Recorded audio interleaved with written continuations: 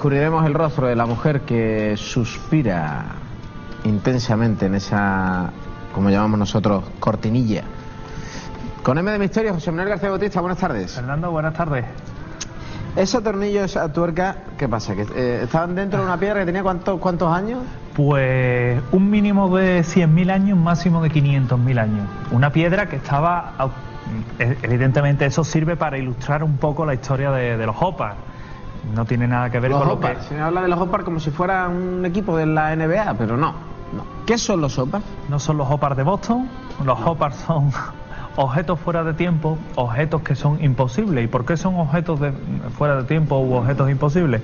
Sencillo, Fernando, porque por lo que contienen o por lo que representan, en principio se datan en una época y se descubran en otra muy posterior, con lo cual no concuerda, digamos, la modernidad que representan con lo que en teoría es. Vamos a empezar a ver algunos Hoppers, algunos objetos fuera de tiempo, y vamos a empezar quizás con, yo lo ilustro con que lo que era el sueño del hombre desde siempre ha sido volar, y precisamente esas imágenes lo que nos muestran son aviones, pequeñas figurillas de aviones encontradas en Bolivia y Perú, en oro, aerodinámicamente perfectos, que representan lo que podrían ser aviones hoy en día y que técnicamente, de hacer una maqueta real, volarían, que es lo bueno, y está datada en 2500 años antes de Cristo. Lo que tenemos es un pájaro, que también es una maqueta encontrada en una tumba egipcia de Saqqara, y precisamente es otra de esos raros Hoppers, de esos raros maquetas, aviones, que técnicamente podrían volar, se comporta como un aeroplano. El problema que hay es que el vuelo no estaba todavía ni tan siquiera planteado. Lo que tenemos a continuación es precisamente el candelabro de Paracas, un objeto en una planicie que da un acantilado, precisamente en Paracas, y que solo es visto desde el aire. Pero Fernando, ¿quién en aquella época, en el año 5000 o en el año 3500, 5000 antes de Cristo, podía concebir ese candelabro gigantesco para verlo solo exclusivamente desde el aire?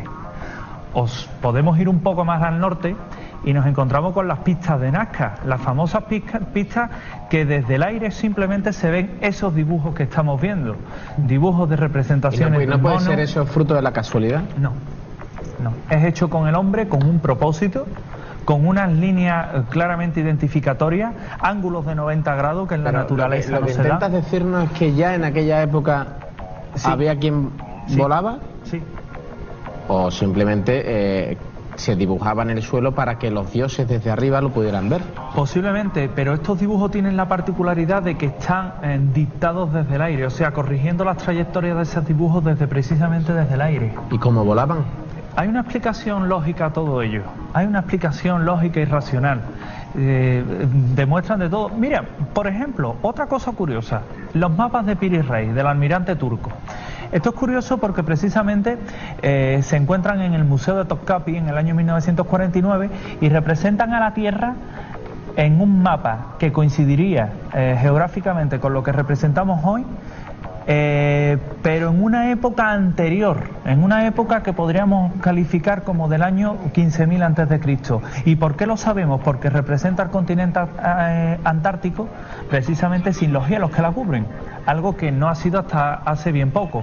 Este mapa que tenemos en 3 dimensiones se descubre en Rusia, un mapa en 3 dimensiones perfecto de las llanuras de las estepas siberianas, 120 millones de años en teoría su antigüedad.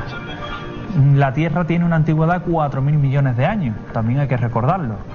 ¿O qué me dices de esto otro? De presuntos objetos voladores o artefactos que servían para volar en el antiguo Egipto. No es una teoría nueva. Tenemos, por ejemplo, esquemas de cohetes con sus 3 fases de ignición de Conrad Haas del año 1576 y 1555, y que eran plenamente operativos. De hecho, se conservaban prácticamente como una reliquia.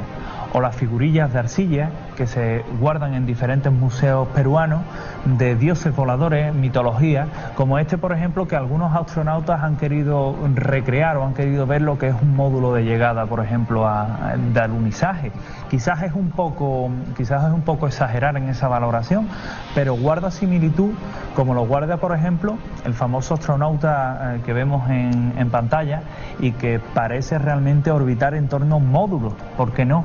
Esto lo vimos la semana pasada y es también considerado un OPAR, porque curiosamente figura derecha e izquierda representan igualmente a un astronauta, por supuesto fuera de tiempo. ¿Es posible, no es posible? Yo creo que es cuando menos es curioso. ¿Qué queremos decir con todo esto, Fernando?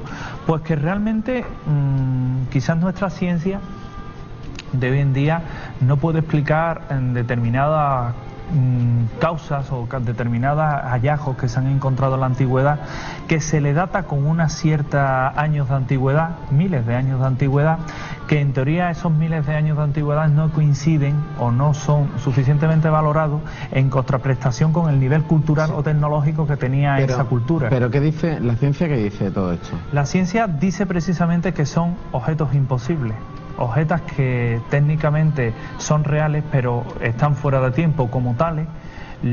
Trata de explicar. ¿Eso puede significar que ha existido, o mejor dicho, que existió otra humanidad antes que nosotros? Esa es una pregunta muy inteligente, hombre, Fernando.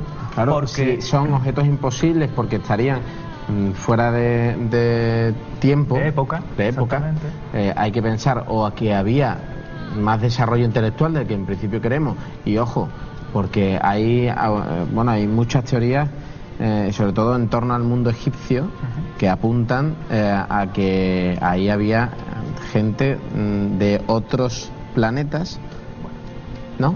Justamente, sí. Hablaremos algún día de Egipto, que yo sé que es un tema que fascina a muchos de ustedes. Hay una curiosa teoría sobre lo que acabas de comentar. De hecho, hay hallazgos, hay papiros, el papiro Tutmosis III en el que habla de ovnis. La mayoría de las imágenes que hemos visto vienen de Egipto. Sí. Y hay precisamente en Egipto, lo vamos a ver en imágenes. Y las matemáticas, cómo se aplican a las pinturas, a las pirámides, etcétera, etcétera. O cómo se construyeron las pirámides, por ejemplo. Eso. O las matemáticas contenidas en el interior de las pirámides. No es sencillo. Sí te digo, por ejemplo, que la ciencia actual no sabe explicar los taladros encontrados precisamente en parte de los monumentos egipcios. Y precisamente aquí tenemos más vídeos, en este caso Egipto, como tú bien comentabas anteriormente, hablando de esas pirámides de Egipto, en los que podemos hallar y podemos encontrar muchos vestigios de esos que hablabas antes. ¿Cómo iluminaban, por ejemplo, los antiguos egipcios el interior de sus monumentos funerarios sin que en el techo, por ejemplo, haya restos de hollín de antorcha? Eso que estamos viendo en pantalla precisamente es lo que les han llamado las bombillas egipcias, porque se cree que representa un filamento, una ampolla de vacío y un cordón que posiblemente era el que suministraba de luz. Esto, a simple vista, dicho aquí por nosotros, pues suena a locura, y la ciencia en principio se lo tomó como tal. Pero ¿qué sucede, Fernando, cuando unos científicos de una universidad deciden precisamente llevar eso que estamos viendo en pantalla a un laboratorio a ver qué sale? En principio, lo que estoy diciendo puede parecer una herejía, pero ¿qué sucede si la herejía funciona? Y si la herejía con métodos de aquellos tiempos resulta lo que estamos viendo en pantalla.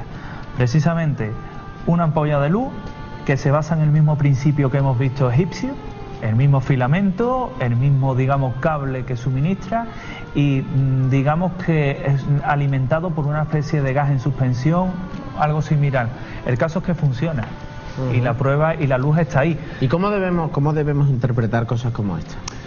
Pues debemos interpretarlo, Fernando, con una mente bastante más abierta de la actualidad, no tachándolo todo como superchería religiosa de aquella época, y realmente sopesando el hecho como realmente debe, o como realmente debe de cuestionarse todo esto, ¿no? Como que realmente esos antiguos egipcios, estamos viendo las pilas de Bata, algo fascinante de lo que hablaremos mañana, como realmente algo que funcionaba, y algo que funcionaba en base a un saber. Me hablabas antes de posiblemente de las pilas de si existió otra humanidad o no. Posiblemente existiera, y digo posiblemente porque ya Platón habla de la Atlántida, que es un continente efímero, un continente de momento mitológico, pero también era mitológica la antigua Tartessos, y sin embargo ahí están los restos, que era suficientemente avanzada, y sin embargo estas personas contaban con una cantidad de hechos tecnológicos, como por ejemplo el caso de los famosos espejos de Arquímedes, que también sonaba locura hasta que realmente se recrearon. Es fascinante. Tengo muchas ganas de hablar de Egipto. Sí.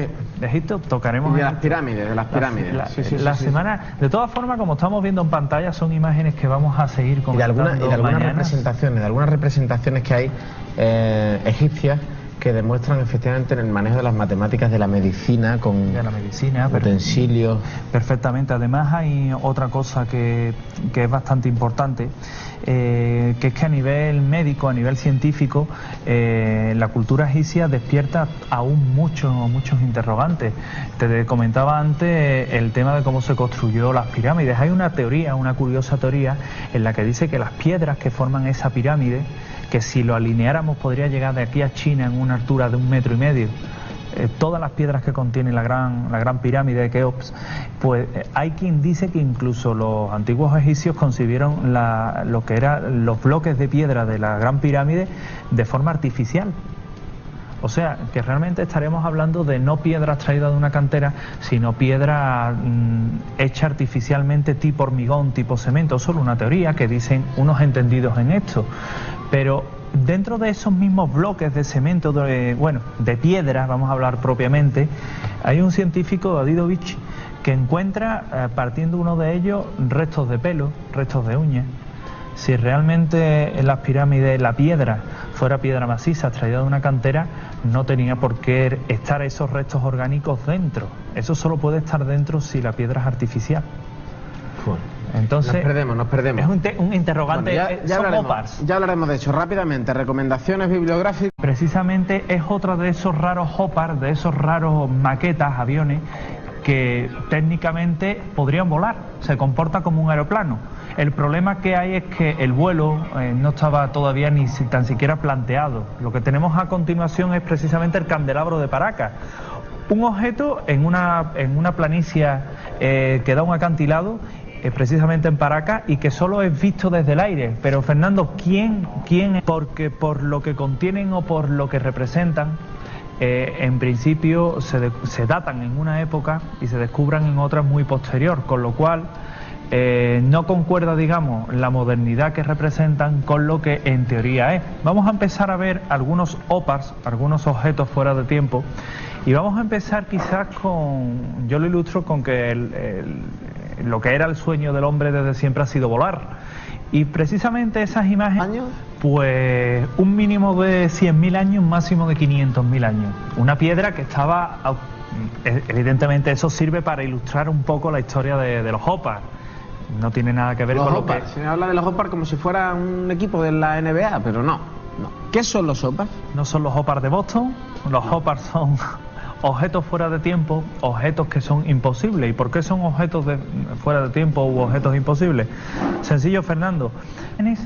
Lo que nos muestran son aviones, pequeñas figurillas de aviones encontradas en Bolivia y Perú, en oro, aerodinámicamente perfectos, que representan lo que podrían ser aviones hoy en día, y que técnicamente, de hacer una maqueta real, volarían, que es lo bueno, y está datada en 2500 años antes de Cristo.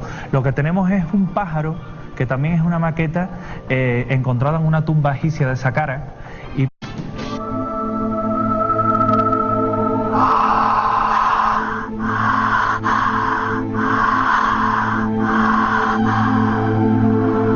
Descubriremos el rostro de la mujer que suspira intensamente en esa, como llamamos nosotros, cortinilla. Con M de Misterio, José Manuel García Bautista, buenas tardes. Fernando, buenas tardes. Ese tornillo, esa tuerca, ¿qué pasa? Que estaban dentro de una piedra que tenía ¿cuántos